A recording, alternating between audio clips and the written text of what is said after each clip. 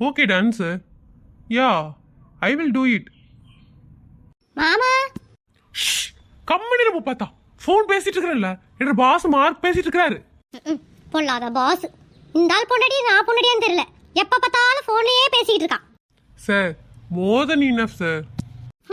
என்ற மாமா எவ்வளவு அழகா இங்கிலீஷ் பேசுறாப்ல. இந்த இங்கிலீஷ் பேசுறத பார்த்துதான் நான் மயங்கி கல்யாணம் பண்ணிக்கிட்டேன். Okay sir. Bye sir. Bye sir. ஏண்டி ஆபீஸ் கான்ஃபரன்ஸ்ல பேசிட்டு இருக்கறல்ல சும்மா நொய் நொய் நொய்ன்னு கூப்பிட்டுட்டே இருக்கற. என்ன பிரச்சனை உனக்கு? அட போங்க மாமா. நீங்க தான் இப்படி பண்ணிட்டு இருக்கீங்க. இந்த கொரியா ஹீரோஸ்லாம் இருக்காங்கல்ல. ஆரம்பிச்சிட்டான். அட சொல்றத கேளுங்க. இந்த கொரியா ஹீரோஸ்லாம் எவ்வளவு பிஸியா வேலை பார்த்துட்டு இருந்தாலும் அவங்க கேர்ள் ஃப்ரெண்ட் வந்ததும் வேலையை பூரா விட்டுட்டு அவங்கள தான் பார்ப்பாங்க. ஆனா நீங்களும் இருக்கீங்களே. நான் வந்து எவ்வளவு நேரமா நின்னுட்டு இருக்கேன். உங்க போஸ் அந்த மார்க் கிட்ட பேசிட்டு இருக்கீங்க. இவ வர வர இந்த கொரியா சீரீஸ பார்த்து பார்த்து பார்த்து பைத்தியக்காரி ஆயிட்டு இருக்கா. ஏண்டியா அறிவு கட்டவளே, வேலை முக்கியமா பொண்டாட்டி முக்கியமாடி? பொண்டாட்டி எல்லாரும் வீட்டில தான் இருக்கிறா. வேலை பார்த்தா தாண்டி சோறு போட முடியும் பொண்டாட்டிக்கு. அது தெரியுதா உனக்கு?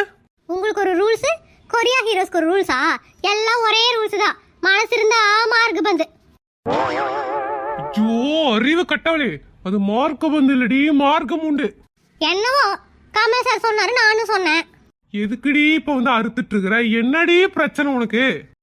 மாமா இனிமே இந்த வாடி போடி நல்லா கூப்பிடுறத விட்டுருங்க.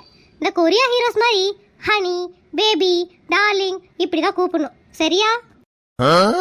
கொஞ்சம் கூட பொறுப்பே இல்லைங்க மாமா உங்களுக்கு. காலம் எவ்வளவோ மாறிட்டு இருக்குது. இன்னும் போய் பொண்டாட்டியா வாடி போடின்ட்டு. இந்தாங்க இந்த கீரையில உப்பு படம் கொண்டு வந்துருக்கிற, சாப்பிடுங்க.